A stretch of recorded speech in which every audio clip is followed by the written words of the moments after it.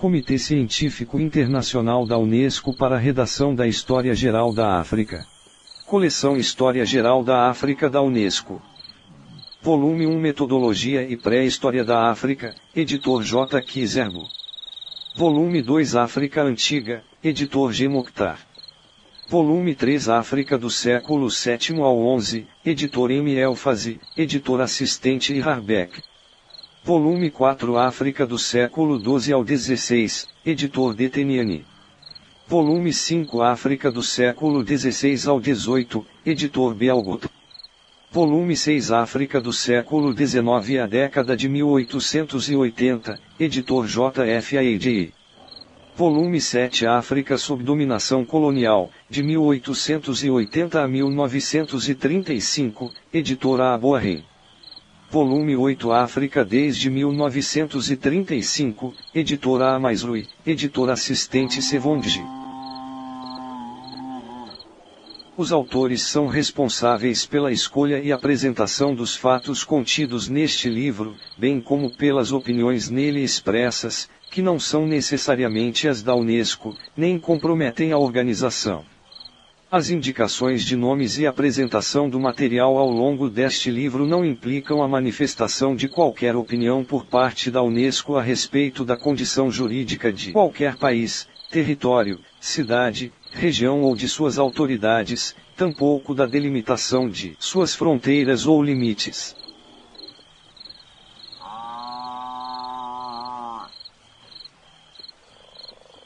Apresentação. Metodologia e Pré-História da África. A publicação da coleção da História Geral da África em português é também resultado do compromisso de ambas as instituições em combater todas as formas de desigualdades, conforme estabelecido na Declaração Universal dos Direitos Humanos, 1948, especialmente no sentido de contribuir para a prevenção e eliminação de todas as formas de manifestação de discriminação étnica e racial, conforme estabelecido na Convenção Internacional sobre a Eliminação de Todas as Formas de Discriminação Racial de 1965. Para o Brasil, que vem fortalecendo as relações diplomáticas, a cooperação econômica e o intercâmbio cultural com aquele continente, essa iniciativa é mais um passo importante para a consolidação da nova agenda política. A crescente aproximação com os países da África se reflete internamente na crescente valorização do papel do negro na sociedade brasileira e na denúncia das diversas formas de racismo. O enfrentamento da desigualdade entre brancos e negros no país e a educação para as relações étnicas e raciais ganhou maior relevância com a Constituição de 1988. O reconhecimento da prática do racismo como crime é uma das expressões da decisão da sociedade brasileira de superar a herança persistente da escravidão. Recentemente, o sistema educacional recebeu a responsabilidade de promover a valorização da contribuição africana quando, por meio da alteração da Lei de Diretrizes e Bases da Educação Nacional, LDB, e com a aprovação da Lei 10.639 de 2003, tornou-se obrigatório o ensino da história e da cultura africana e afro-brasileira no currículo da educação básica. Essa lei é um marco histórico para a educação e a sociedade brasileira por criar, via currículo escolar, um espaço de diálogo e de aprendizagem visando estimular o conhecimento sobre a história e cultura da África e dos africanos, a história e cultura dos negros no Brasil e as contribuições na formação da sociedade brasileira nas suas diferentes áreas, social, econômica e política. Colabora, nessa direção, para dar acesso a negros e não negros a novas possibilidades educacionais pautadas nas diferenças socioculturais presentes na formação do país. Mais ainda, contribui para o processo de conhecimento, reconhecimento e valorização da diversidade étnica e racial brasileira.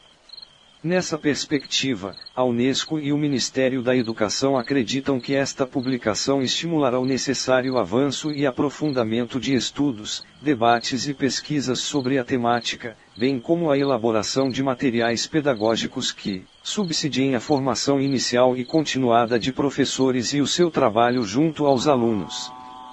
Objetivam assim com esta edição em português da História Geral da África contribuir para uma efetiva educação das relações étnicas e raciais no país, conforme orienta as diretrizes curriculares nacionais para a educação das relações étnico-raciais e para o ensino da história e cultura afro-brasileira e africana aprovada em 2004 pelo Conselho Nacional de Educação.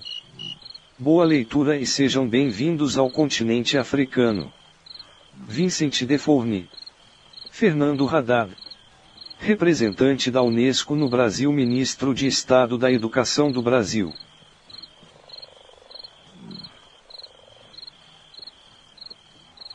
Nota dos tradutores. A Conferência de Durban ocorreu em 2001 em um contexto mundial diferente daquele que motivou as duas primeiras conferências organizadas pela ONU sobre o tema da discriminação racial e do racismo, em 1978 e 1983 em Genebra, na Suíça. O alvo da condenação era o apartheid.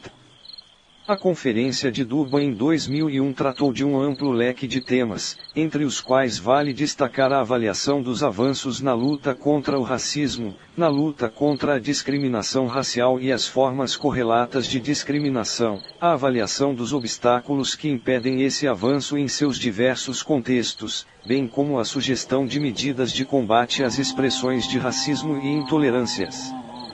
Após Durban, no caso brasileiro, um dos aspectos para o equacionamento da questão social na agenda do governo federal é a implementação de políticas públicas para a eliminação das desvantagens raciais, de que o grupo afrodescendente padece, e, ao mesmo tempo, a possibilidade de cumprir parte importante das recomendações da Conferência para os Estados nacionais e organismos internacionais.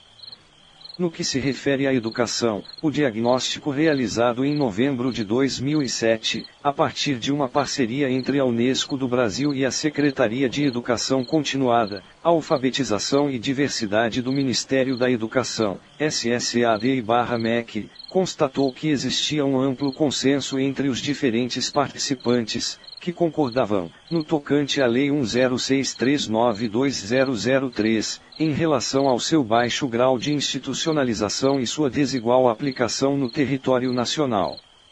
Entre os fatores assinalados para a explicação da pouca institucionalização da lei estava a falta de materiais de referência e didáticos voltados à história de África.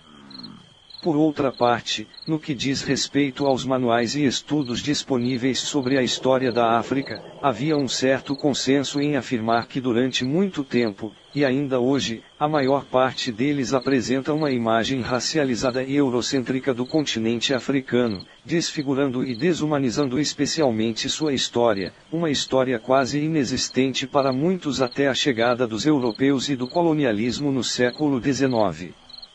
Rompendo com essa visão, a História Geral da África publicada pela Unesco é uma obra coletiva cujo objetivo é a melhor compreensão das sociedades e culturas africanas e demonstrar a importância das contribuições da África para a história do mundo.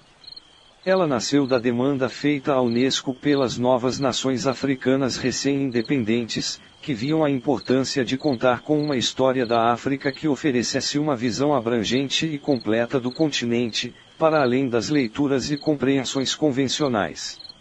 Em 1964, a Unesco assumiu o compromisso da preparação e publicação da História Geral da África.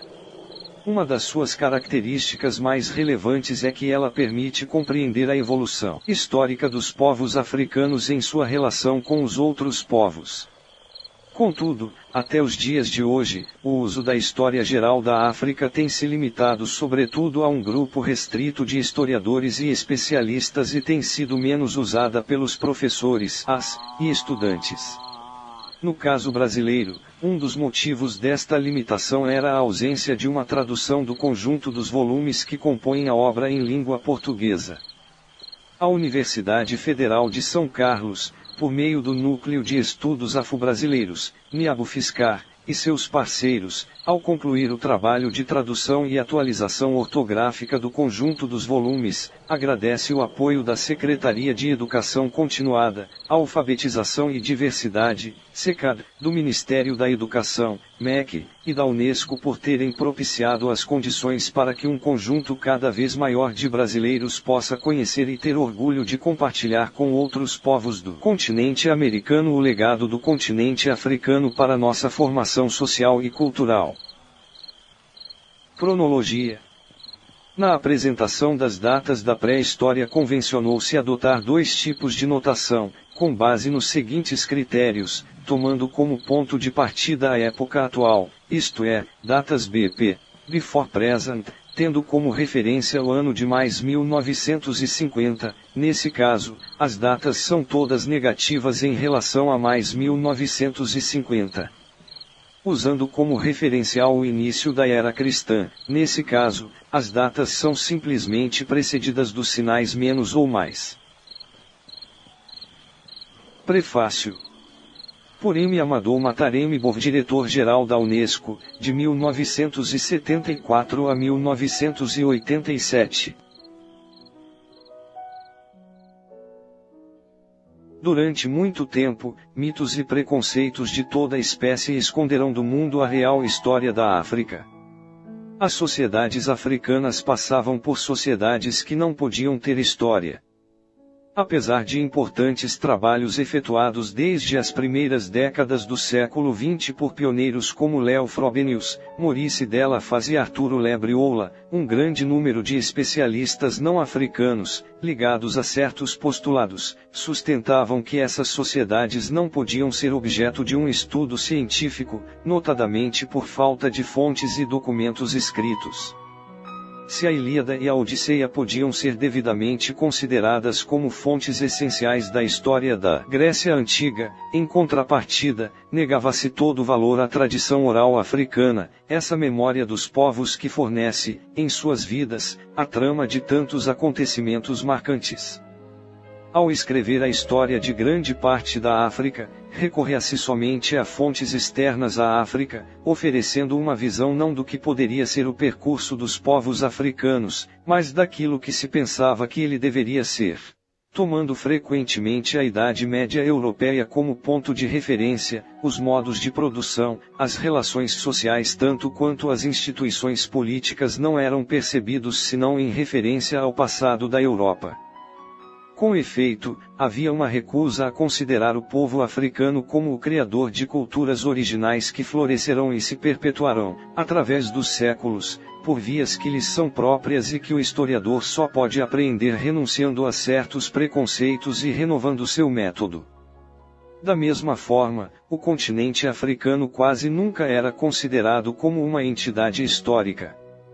Em contrário, enfatizava-se tudo o que pudesse reforçar a ideia de uma cisão que teria existido, desde sempre, entre uma África branca e uma África negra que se ignoravam reciprocamente.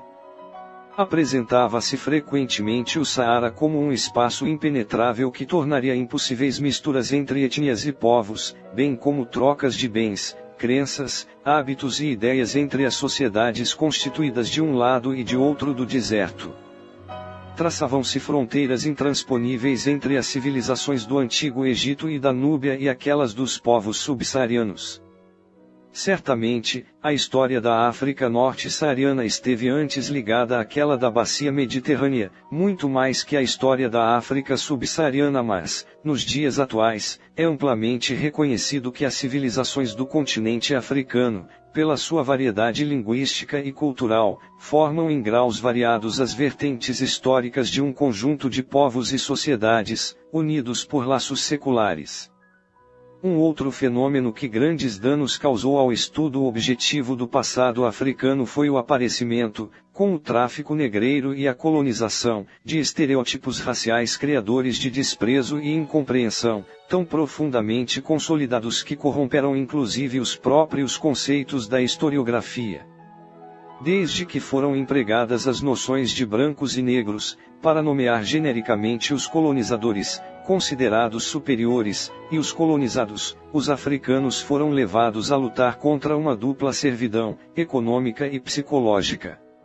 marcado pela pigmentação de sua pele, transformado em uma mercadoria entre outras, e destinado ao trabalho forçado, o africano veio a simbolizar, na consciência de seus dominadores, uma essência racial imaginária e ilusoriamente inferior à de negro. Este processo de falsa identificação depreciou a história dos povos africanos no espírito de muitos, rebaixando-a a uma etnohistória, em cuja apreciação das realidades históricas e culturais não podia ser senão falseada. A situação evoluiu muito desde o fim da Segunda Guerra Mundial, em particular, desde que os países da África, tendo alcançado sua independência, começaram a participar ativamente da vida da comunidade internacional e dos intercâmbios a ela inerentes. Historiadores, em número crescente, têm se esforçado em abordar o estudo da África com mais rigor, objetividade e abertura de espírito, empregando obviamente com as devidas precauções fontes africanas originais. No exercício de seu direito à iniciativa histórica, os próprios africanos sentiram profundamente a necessidade de restabelecer, em bases sólidas, a historicidade de suas sociedades. É nesse contexto que emerge a importância da História Geral da África, em 8 volumes, cuja publicação a Unesco começou. Os especialistas de numerosos países que se empenharam nessa obra, preocuparam-se, primeiramente, em estabelecer-lhe os fundamentos teóricos e metodológicos. Eles tiveram o cuidado em questionar as simplificações abusivas criadas por uma concepção linear e limitativa da história universal, bem como em restabelecer a verdade dos fatos sempre que necessário e possível. Eles esforçaram-se para extrair os dados históricos que permitissem melhor acompanhar a evolução dos diferentes povos africanos em sua especificidade sociocultural. Nessa tarefa imensa, complexa e árdua em vista da diversidade de fontes e da dispersão dos documentos, a Unesco procedeu por etapas. A primeira fase, de 1965 a 1969, consistiu em trabalhos de documentação e de planificação da obra.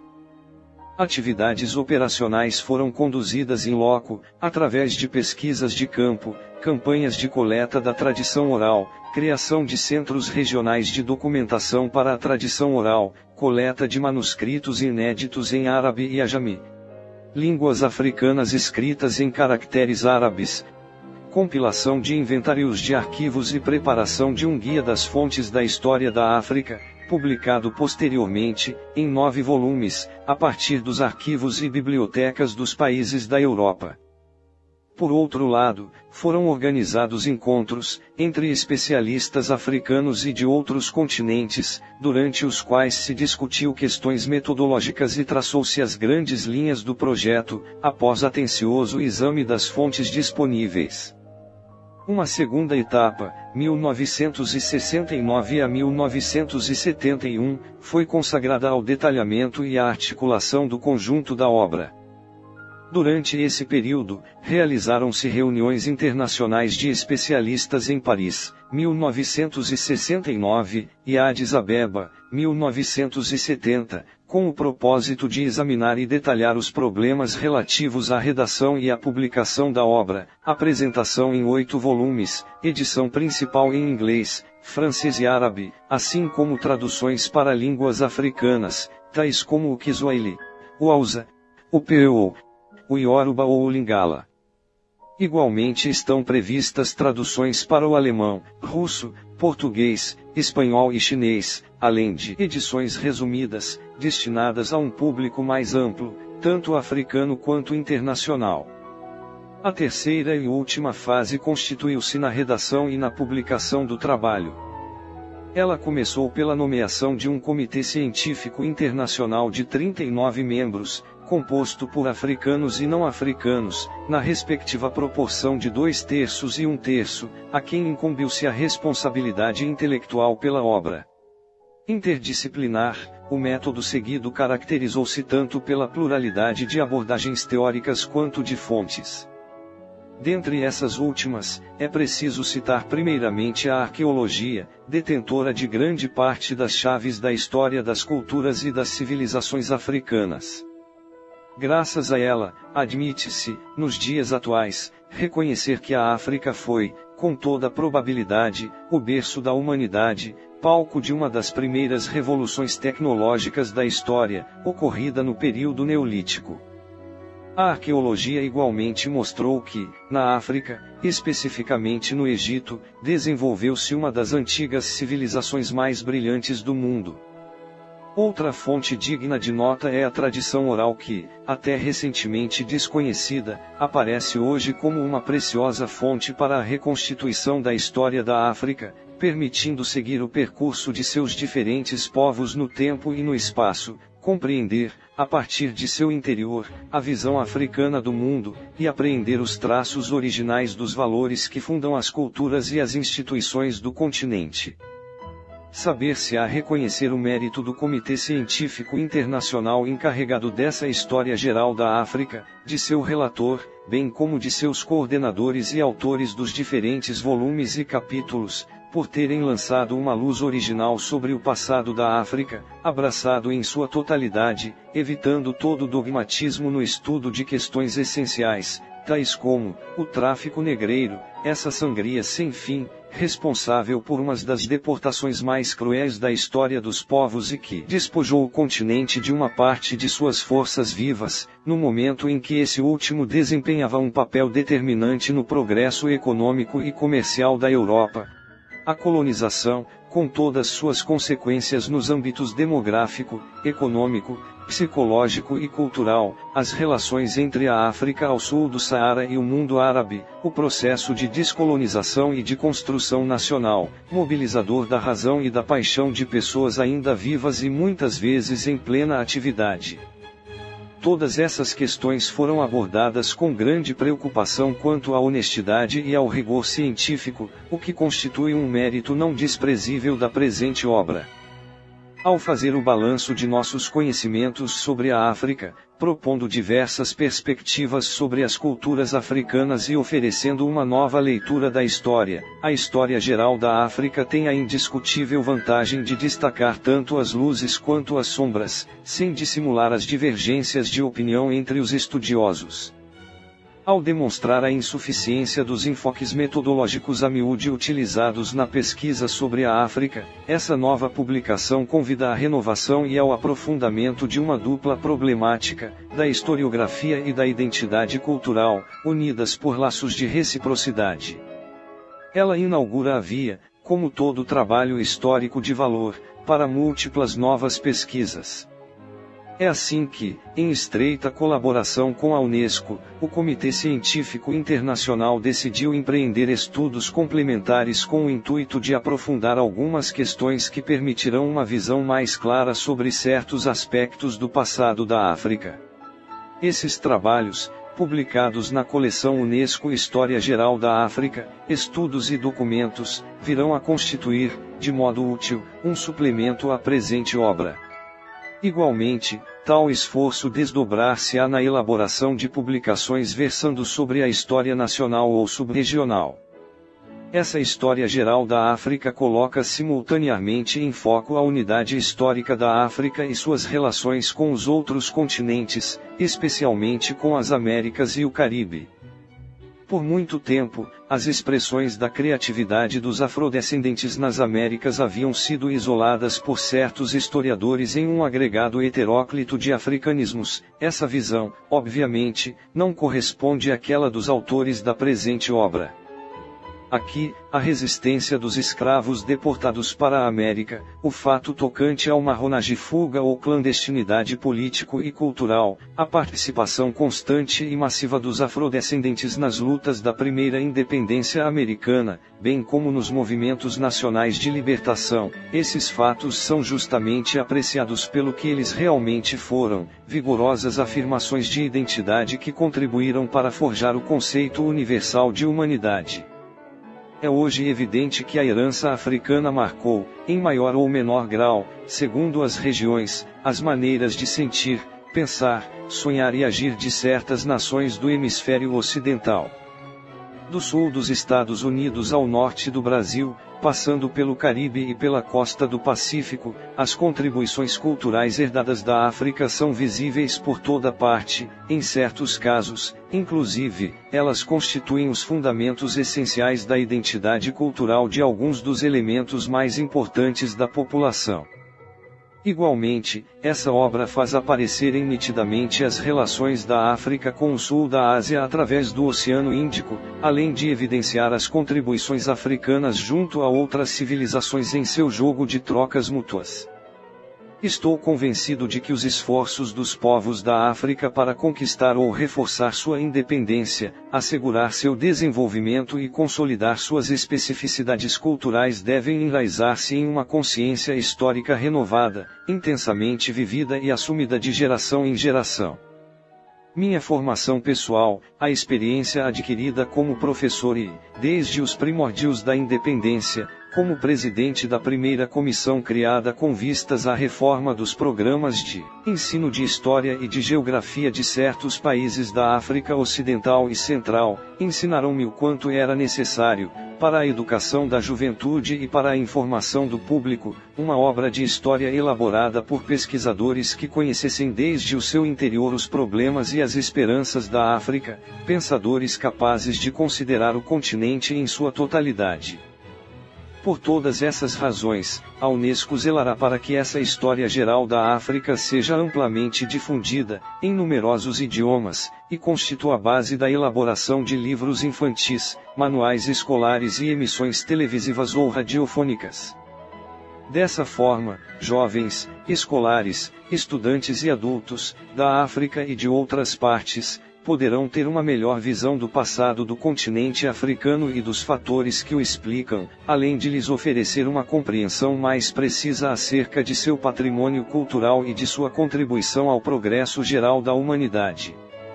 Essa obra deverá então contribuir para favorecer a cooperação internacional e reforçar a solidariedade entre os povos em suas aspirações por justiça, progresso e paz. Pelo menos, esse é o voto que manifesto muito sinceramente. Resta-me ainda expressar minha profunda gratidão aos membros do Comitê Científico Internacional, ao redator, aos coordenadores dos diferentes volumes, aos autores e a todos aqueles que colaboraram para a realização desta prodigiosa empreitada. O trabalho por eles efetuado e a contribuição por eles trazida mostram, com clareza, o quanto homens vindos de diversos horizontes, conquanto animados por uma mesma vontade e igual entusiasmo a serviço da verdade de todos os homens, podem fazer, no quadro internacional oferecido pela Unesco, para lograr êxito em um projeto de tamanho valor científico e cultural. Meu reconhecimento igualmente estende-se às organizações e aos governos que, graças às suas generosas doações, permitiram à Unesco publicar essa obra em diferentes línguas e assegurar-lhe a difusão universal que ela merece, em prol da comunidade internacional em sua totalidade. Apresentação do projeto. Pelo professor Bethuel Alan Ogot, presidente do Comitê Científico Internacional para a redação de uma História Geral da África. A Conferência Geral da Unesco, em sua 16ª sessão, solicitou ao diretor-geral que empreendesse a redação de uma História Geral da África. Esse considerável trabalho foi confiado a um comitê científico internacional criado pelo Conselho Executivo em 1970. Segundo os termos dos estatutos adotados pelo Conselho Executivo da Unesco, em 1971, esse comitê compõe-se de 39 membros responsáveis, dentre os quais 2/3 africanos e 1/3 de não africanos, nomeados pelo diretor-geral da Unesco por um período correspondente à duração do mandato do comitê. A primeira tarefa do comitê consistiu em definir as principais características da obra. Ele definiu-as em sua primeira sessão, nos seguintes termos, em que pese visar a maior qualidade científica possível, a História Geral da África não busca a exaustão e se pretende uma obra de síntese que evitará o dogmatismo. Sob muitos aspectos, ela constitui uma exposição dos problemas indicadores do atual estágio dos conhecimentos e das grandes correntes de pensamento e pesquisa, não hesitando em assinalar, em tais circunstâncias, as divergências de opinião. Ela assim preparará o caminho para posteriores publicações. A África é aqui considerada como um todo. O objetivo é mostrar as relações históricas entre as diferentes partes do continente, muito a miúde, subdividido, nas obras publicadas até o momento. Os laços históricos da África com os outros continentes recebem a atenção merecida e são analisados sob o ângulo dos intercâmbios mútuos e das influências multilaterais, de forma a fazer ressurgir, oportunamente, a contribuição da África para o desenvolvimento da humanidade. A história geral da África consiste, antes de tudo, em uma história das ideias e das civilizações, das sociedades e das instituições. Ela fundamenta-se sobre uma grande diversidade de fontes, aqui compreendidas a tradição oral e a expressão artística. A história geral da África é aqui essencialmente examinada de seu interior. Obra erudita, ela também é, em larga medida, o fiel reflexo da maneira através da qual os autores africanos veem sua própria civilização. Embora elaborada em âmbito internacional e recorrendo a todos os dados científicos atuais, a história será igualmente um elemento capital para o reconhecimento do patrimônio cultural africano, evidenciando os fatores que contribuem para a unidade do continente.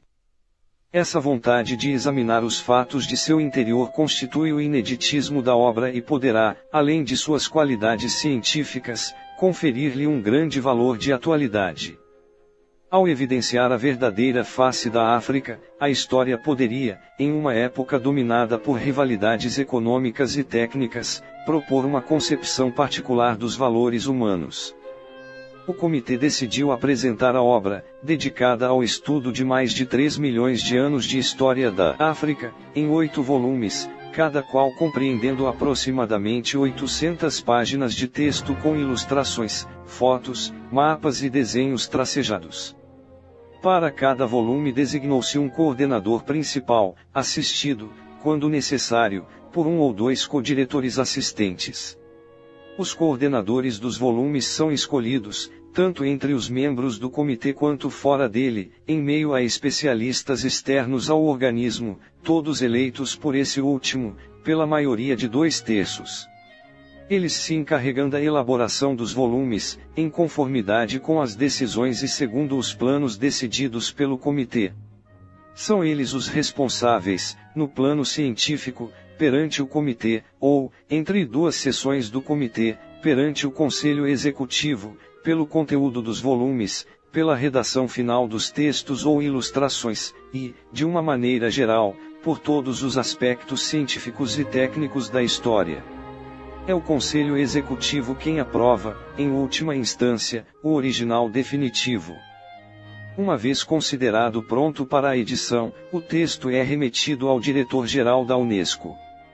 A responsabilidade pela obra cabe, dessa forma, ao comitê, ou, entre 2 sessões do comitê, ao Conselho Executivo. Cada volume compreende por volta de 30 capítulos. Cada qual redigido por um autor principal, assistido por 1 ou 2 colaboradores, caso necessário. Os autores são escolhidos pelo comitê em função de seu currículo. A preferência é concedida aos autores africanos, sob reserva de sua adequação aos títulos requeridos. Além disso, o comitê zela, tanto quanto possível, para que todas as regiões da África, bem como outras regiões que tenham mantido relações históricas ou culturais com o continente, estejam de forma equitativa representadas no quadro dos autores. Após aprovação pelo coordenador do volume, os textos dos diferentes capítulos são enviados a todos os membros do comitê para submissão à sua crítica. Ademais e finalmente, o texto do coordenador do volume é submetido ao exame de um comitê de leitura, designado no seio do Comitê Científico Internacional, em função de suas competências. Cabe a esse comitê realizar uma profunda análise tanto do conteúdo quanto da forma dos capítulos. Ao Conselho Executivo cabe aprovar, em última instância, os originais. Tal procedimento, aparentemente longo e complexo, revelou-se necessário, pois permite assegurar o máximo de rigor científico à história geral da África.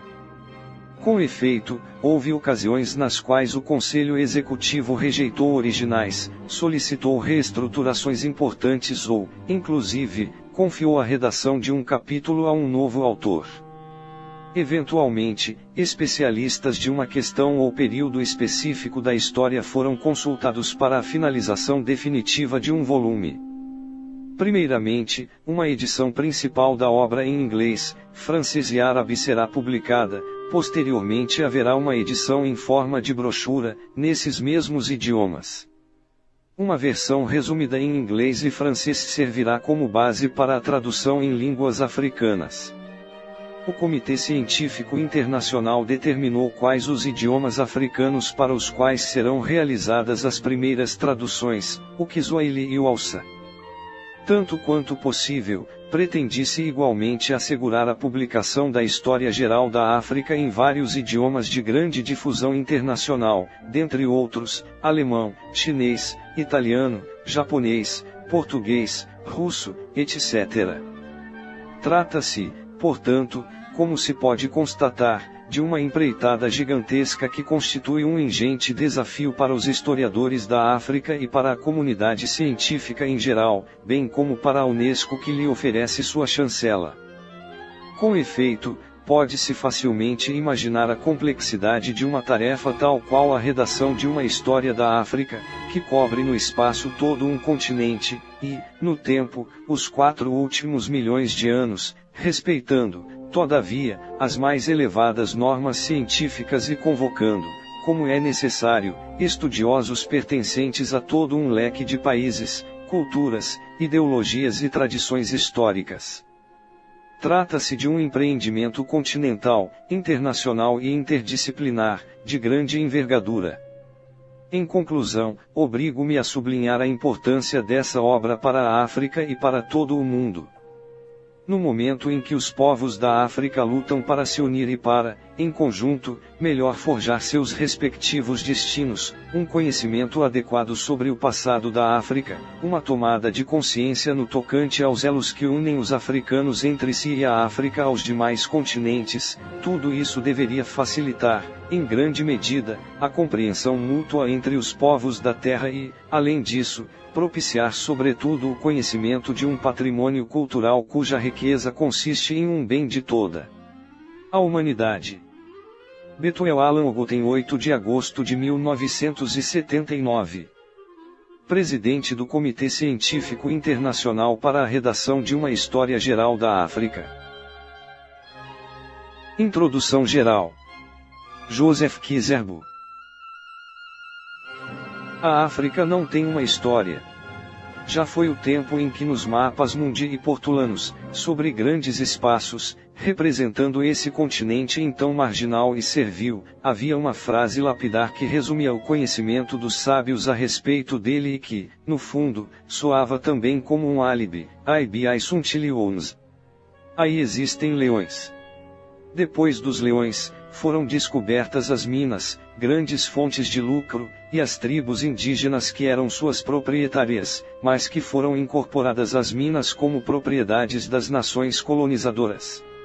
Mais tarde, depois das tribos indígenas, chegou a vez dos povos impacientes com opressão, cujos pulsos já batiam no ritmo febril das lutas pela liberdade.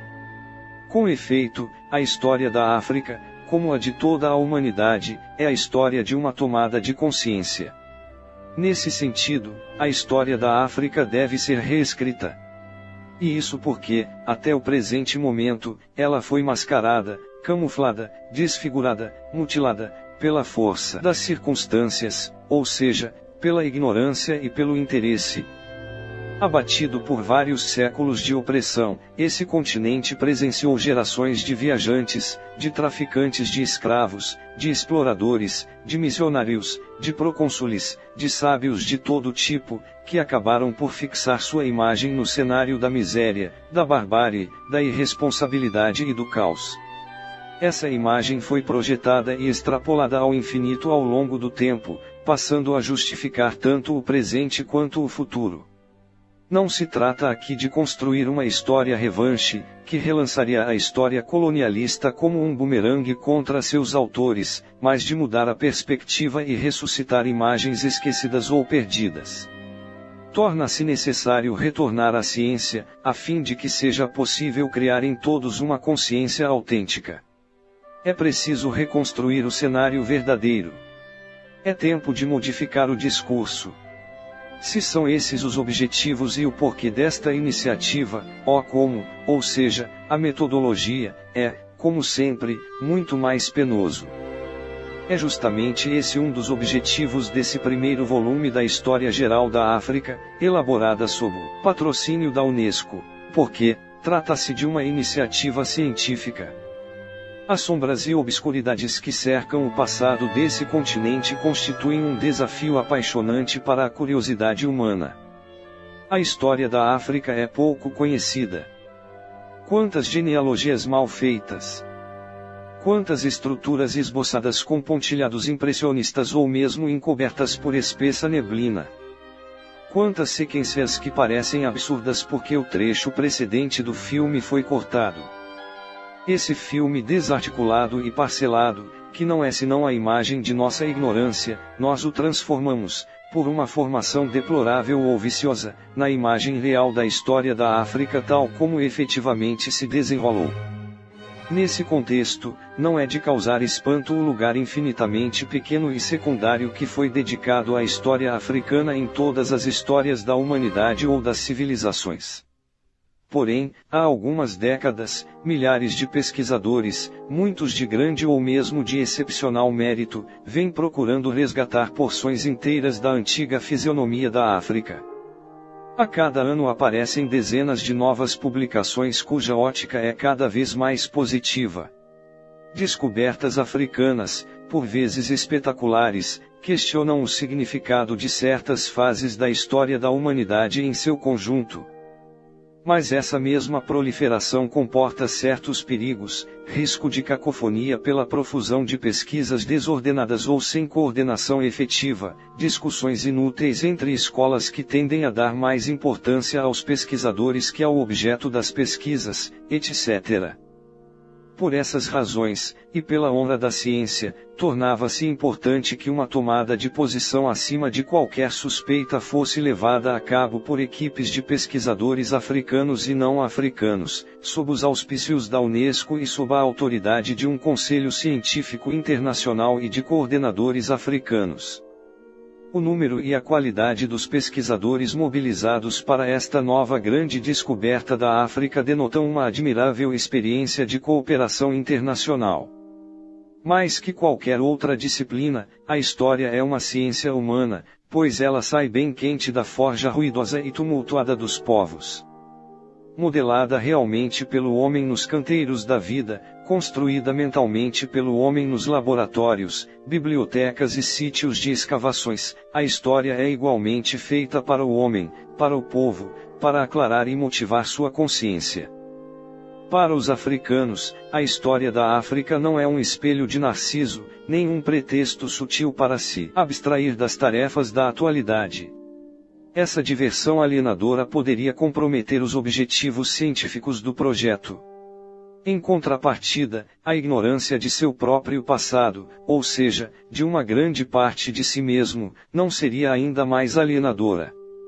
Todos os males que acometem a África hoje, assim como todas as venturas que aí se revelam, resultam de inumeráveis forças impulsionadas pela história. E da mesma forma que a reconstituição do desenvolvimento de uma doença é a primeira etapa de um projeto racional de diagnóstico e terapêutica, a primeira tarefa de análise global do continente africano é histórica. A menos que optássemos pela inconsciência e pela alienação, não poderíamos viver sem memória ou com a memória do outro. Ora, a história é a memória dos povos. Esse retorno a si mesmo pode, aliás, revestir-se do valor de uma catarse libertadora, como acontece com o processo de submersão em si próprio, efetivado pela psicanálise, que, ao revelar as bases dos entraves de nossa personalidade, desata de uma só vez os complexos que atrelam nossa consciência às raízes profundas do subconsciente. Mas para não substituir um mito por outro, é preciso que a verdade histórica, matriz da consciência desalienada e autêntica, seja rigorosamente examinada e fundada sobre provas. Como? Passemos agora à problemática questão do como, ou seja, da metodologia. Neste campo, como em outros, é necessário evitar tanto a singularização excessiva da África quanto a tendência a alinhá-la demasiadamente segundo normas estrangeiras. De acordo com alguns, seria preciso esperar que fossem encontrados os mesmos tipos de documentos existentes na Europa, a mesma panóplia de peças escritas ou epigráfica, para que fosse possível falar numa verdadeira história da África. Para estes, em resumo, os problemas do historiador são sempre os mesmos, dos trópicos aos polos. Torna-se necessário reafirmar claramente que não se trata de amordaçar a razão sob pretexto de que falta substância a ser-lhe fornecida. Não se deveria considerar a razão como tropicalizada pelo fato de ser exercida nos trópicos. A razão, soberana, não conhece o império da geografia. Suas normas e seus procedimentos fundamentais, em particular a aplicação do princípio da causalidade, são os mesmos em toda parte. Mas, justamente por não ser cega, a razão deve apreender diferentemente realidades distintas, para que essa apreensão seja sempre muito firme e precisa. Assim, os princípios da crítica interna e externa se aplicarão segundo uma estratégia mental diferente para o canto épico Sundiata-Fasa, para a capitular de Vilis ou para as cerquelas enviadas aos prefeitos de Napoleão. Os métodos e técnicas serão diferentes. Aliás, essa estratégia não será exatamente a mesma em todas as partes da África. Nesse sentido, o Vale do Nilo e a fachada do Mediterrâneo se encontram, para a reconstrução histórica, numa situação menos original em relação à Europa do que à África subsaariana. Na verdade, as dificuldades específicas da história da África podem ser constatadas já na observação das realidades da geografia física desse continente. Continente solitário, se é que existe algum, a África parece dar as costas para o resto do velho mundo, ao qual se encontra ligada apenas pelo frágil cordão umbilical do Istmo de Suez. No sentido oposto, ela mergulha integralmente sua massa compacta na direção das águas austrais, rodeada por maciços costeiros, que os rios forçam através de desfiladeiros heróicos que constituem, por sua vez, obstáculos à penetração. A única passagem importante entre o Saara e os montes abissínios encontra-se obstruída pelos imensos pântanos de Bahr el Ghazal. Ventos e correntes marítimas extremamente violentos montam guarda do Cabo Branco ao Cabo Verde. Entretanto, no interior do continente, 3 desertos encarregam-se de agravar o isolamento exterior por uma divisão interna. Ao sul, o Kalahari; ao centro, o deserto verde da floresta equatorial, temível refúgio no qual o homem lutará para se impor. Ao norte, o Saara, campeão dos desertos, imenso filtro continental, oceano fúlvudos. Ergues, que, com a franja montanhosa da Cordilheira dos Atlas, dissocia o destino da zona mediterrânea do restante do continente. Sobretudo durante a pré-história, essas potências ecológicas, mesmo sem serem muralhas estanques, pesaram muito no destino africano em todos os aspectos. Deram também um valor singular a todas essas seteiras naturais que desempenharam o papel de passarelas na exploração do território africano, levada a efeito pelas populações que aí habitavam há milhões de anos atrás. Citemos apenas a gigantesca fenda meridiana do Rift Valley, que se estende do centro da África ao Iraque, passando através do Mole etíope. No sentido mais transversal, a curva dos vales do Sanga, do Ubangi e do Zaire deve ter constituído igualmente um corredor privilegiado. Não é por acaso que os primeiros reinados da África Negra tenham se desenvolvido nessas regiões das terras abertas, estes serrels, que eram beneficiados simultaneamente por uma permeabilidade interna, por uma certa abertura para o exterior e por contatos com as zonas africanas vizinhas, dotadas de recursos diferentes e complementares. Essas regiões abertas, que experimentaram um ritmo de evolução mais rápido, constituem a prova a contrário de que o isolamento foi um dos fatores-chave da lentidão do progresso da África em determinados setores. As civilizações repousam sobre a terra, escreve F. Braudel. E acrescenta, a civilização é filha do número. Ora, a própria vastidão desse continente, com uma população diluída e, portanto, facilmente itinerante, em meio a uma natureza ao mesmo tempo generosa, frutas, minerais, etc., e cruel, endemias, epidemias, impediu que fosse atingido o limiar de concentração demográfica que tem sido quase sempre uma das pré-condições das mudanças qualitativas importantes no domínio econômico, social e político.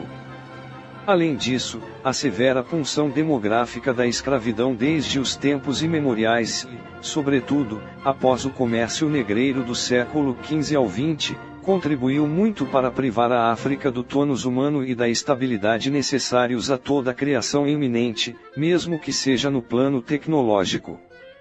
A natureza e os homens, a geografia e a história não foram benevolentes com a África.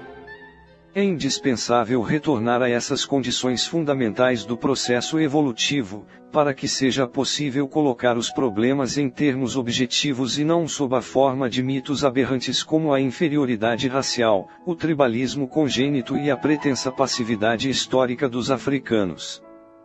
Todas essas abordagens subjetivas e irracionais apenas mascaram uma ignorância voluntária. As fontes difíceis no que concerne ao continente africano, é preciso reconhecer que o manuseio das fontes é particularmente difícil. 3 fontes principais constituem os pilares do conhecimento histórico: os documentos escritos, a arqueologia e a tradição oral. Essas 3 fontes são apoiadas pela linguística e pela antropologia, que permitem matizar e aprofundar a interpretação dos dados, por vezes excessivamente brutos e estéreis. Sem essa abordagem mais íntima, estaríamos errados, entretanto, em estabelecer a priori uma hierarquia peremptória e definitiva entre essas diferentes fontes. As fontes escritas. Quando não são raras, tais fontes se encontram mal distribuídas no tempo e no espaço. Os séculos mais obscuros da história africana são justamente aqueles que não se beneficiam do saber insofismável e preciso que emana dos testemunhos escritos, por exemplo, os séculos imediatamente anteriores e posteriores ao nascimento de Cristo. A África do Norte é uma exceção. No entanto, mesmo quando esse testemunho existe, sua interpretação implica frequentemente ambiguidades e dificuldades. Nesse sentido, a partir de uma releitura das viagens de Ibn Battuta e de um novo exame das diversas grafias dos topônimos empregados por este autor e por Al-Umari, certos historiadores são levados a contestar que Niani, situada às margens do rio Sankarani, tivesse sido a capital do antigo Mali. Do ponto de vista quantitativo, massas consideráveis de materiais escritos de caráter arquivístico ou narrativo permanecem ainda inexploradas, como provam os recentes inventários parciais dos manuscritos inéditos relativos à história da África Negra exumados de bibliotecas do Marrocos, da Argélia e da Europa. Também nas bibliotecas particulares de grandes eruditos sudaneses, encontradas em cidades da curva do Níger, há manuscritos inéditos cujos títulos permitem entrever filões analíticos novos e promissores. A Unesco estabeleceu em Tombuctu o Centro Ahmed Baba para promover a coleta desses documentos. Nos fundos de arquivos existentes no Irã, no Iraque, na Armênia, na Índia e na China, sem falar das Américas, muitos fragmentos da história da África estão à espera da perspicácia inventiva do pesquisador. Nos arquivos do primeiro-ministro de Istambul, por exemplo, onde estão classificados os registros dos decretos do Conselho de Estado Imperial Otomano, uma correspondência inédita datada de maio de 1577, enviada pelo sultão Murad III ao Mai Idris Al-Alma e ao Bey de Tunis, projetam nova luz sobre a diplomacia do Kanemborno, daquela época e também sobre a situação do Fezzan. Um trabalho ativo de coleta vem sendo realizado com êxito pelos institutos de estudos africanos e centros de pesquisas históricas nas regiões africanas que foram penetradas pela cultura islâmica.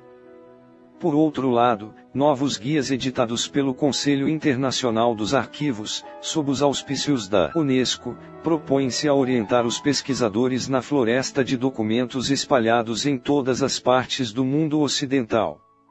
Apenas um grande esforço de edições e reedições judiciosas, de tradução e difusão na África permitirá, pelo efeito multiplicador desses novos fluxos conjugados, transpor um novo limiar qualitativo e crítico sobre a visão do passado africano. Por outro lado, quase tão importante quanto a grande quantidade de documentos novos será a atitude dos pesquisadores ao examiná-los. É assim que numerosos textos explorados desde o século XIX ou mesmo depois, mas ainda no período colonial, reclamam imperiosamente uma releitura expurgada de qualquer preconceito anacrônico e marcada por uma visão endógena. Assim sendo, as fontes escritas a partir das escrituras subsaarianas, Vai, Bamun, Ajami, não devem ser negligenciadas. A arqueologia. Os testemunhos mudos revelados pela arqueologia são em geral mais eloquentes ainda do que os testemunhos oficiais dos autores de certas crônicas. A arqueologia, por suas prestigiosas descobertas, já deu uma contribuição valiosa à história africana, sobretudo quando não há crônica oral ou escrita disponível, como é o caso de milhares de anos do passado africano. Apenas, objetos testemunho, enterrados com aqueles a quem testemunham, velam sob o pesado sudário de terra por um passado sem rosto e sem voz. Alguns deles são particularmente significativos como indicadores e medidas da civilização, objetos de ferro e a tecnologia envolvida em sua fabricação, cerâmicas com suas técnicas de produção e estilos, peças de vidro, escrituras e estilos gráficos, técnicas de navegação, pesca e tecelagem, produtos alimentícios, e também estruturas geomorfológicas, hidráulicas e vegetais ligadas à evolução do clima. A linguagem dos achados arqueológicos possui, por sua própria natureza, algo de objetivo e irrecusável. Assim, o estudo da tipologia das cerâmicas e dos objetos de osso e metal encontrados na região nigero-chadiana do Saara demonstra a ligação entre os povos pré-islâmicos, Sal, da bacia chadiana e as áreas culturais que se estendem até o Nilo e o deserto líbio. Estatuetas de argila cozida com talabartes cruzados, ornatos corporais das estatuetas, formas de versos e braceletes, arpões e ossos, cabeças ou pontas de flechas e facas de arremesso ressuscitam assim, graças a seus parentescos, as solidariedades vivas de épocas antigas, para além desta paisagem contemporânea massacrada pela solidão e pela inércia. Diante disso, a localização, a classificação e a proteção dos sítios arqueológicos africanos se impõem como prioridade de grande urgência, antes que predadores ou profanos irresponsáveis e turistas sem objetivos científicos os pilhem e os desorganizem, despojando-os, dessa maneira, de qualquer